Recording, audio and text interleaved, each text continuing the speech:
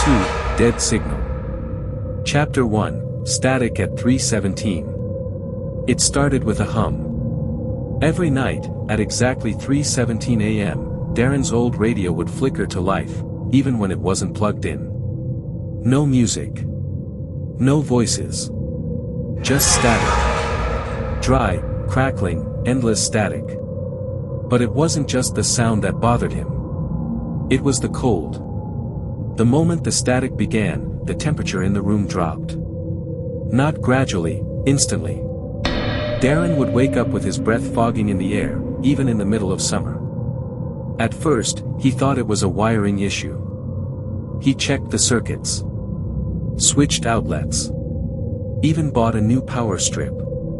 But the static kept coming. And each time, it started at 3:17 a.m. One night, out of sheer frustration, he unplugged the radio completely and threw it in the closet. The next night, it came back on. From the closet. That was when he stopped trying to fight it. Instead of turning it off, he listened. He lay in bed, staring at the dark ceiling while the static filled the room like smoke. It sounded random, at first, until it didn't. In between the static, there was something. A whisper. Faint. Strained. Like someone trying to speak from very far away. Help me. Then silence. The next day, he tried recording the sound. He set up a voice recorder on the nightstand and left it running. The file was blank. No static. No voice. Just silence. He tried again the following night, with a different recorder. Same result. And then the voice came back, louder this time. More urgent. Please, it's in the wires. That was the first time Darren truly felt fear. Because deep down, he believed it. Whatever it wasn't coming from the radio. It was using it. Chapter 2, The Man in the Static. Darren wasn't sleeping anymore. Every time he closed his eyes, he heard it, static, humming just below silence. It was in the walls. In the air. In his head. He bought an old television with rabbit ears from a pawn shop, hoping to find the signal source. Maybe if he could trace it, triangulate it, he could make it stop. That night, the moment the clock struck 3:17 a.m., the radio clicked on by itself, followed by the TV. Both devices lit up at the exact same time. Static. Not just random noise this time, the kind of static that moves. Like it's breathing. Darren squinted at the screen. There was something behind it. He paused the VHS he'd rigged to record it. Rewound. Advanced frame by frame. And then he saw it. A silhouette. A man. Tall. Motionless. His head tilted sideways at a wrong angle, like his neck had been broken long ago. In one frame, he was there. The next, gone. Then Darren played it again, this time at normal speed. In one instant, the man flashed fully into view, no more than a blink, and he was staring directly at the camera. Straight through the glass. Straight at Darren. Later that night, Darren's laptop flickered awake. So did the TV. Then his phone. Then the digital microwave clock. All displaying static. Every screen showed the same thing. The man. Standing still. Smiling. Like he was waiting. Watching. Chapter 3, The Signal Grows. Darren didn't sleep anymore. Even when he tried, eyes shut, mind exhausted, he could feel it. The hum. Like electricity under his skin.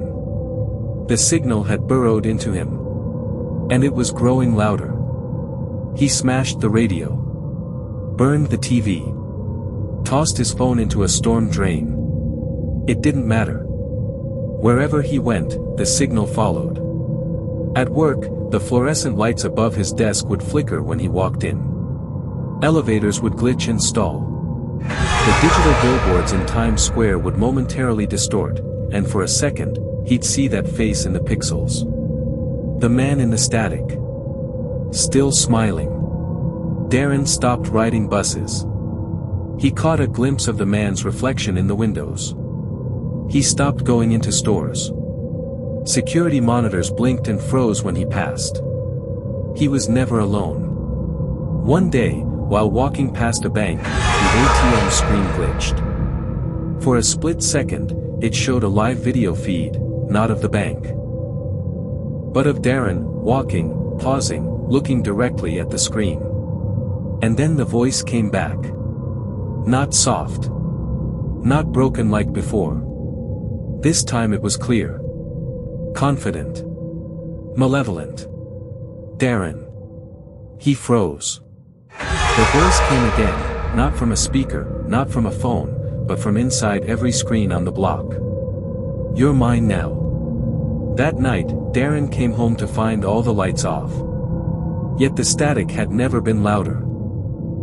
Chapter 4, Frequency 44.1. Darren had stopped leaving the house. The signal had infected everything: phones, TVs, microwaves, even smart light bulbs. He could no longer tell which sounds were natural and which ones were him. The man in the static. In desperation, he went digging online. Forums filled with conspiracy theorists, radio operators, and forgotten whistleblowers. They all talked about frequency 44.1, always in warnings, never in detail. Whatever you do, don't tune to 44.1 megahertz. That's not a broadcast. It's a doorway. He waits for someone to open it. Darren didn't care anymore. He found an old ham radio, dust-covered and analog. No internet. No digital systems. Just a dial. He waited until 3:17 a.m. Then he turned the knob until it hit 44.1. The change was instant. No static. Just silence, like the frequency didn't exist. Then, a sound. A slow, pulsing tone. Like a heartbeat. Then another. A voice. Not broken now. Not lost. Crystal clear. I see you. Every light bulb in the house burst at once. The walls groaned. The air turned heavy, like it was pressing against his skin. Blood trickled from Darren's ears. The radio whined like a dying animal. The windows rattled on their frames. Then the screen of his old laptop turned on, by itself. No charger. No power. Words typed themselves, one at a time. You opened the channel. And just before the screen went black, he saw a face reflected in it. Not his. Not human. Chapter 5, Dead Signal. Darren was never seen again.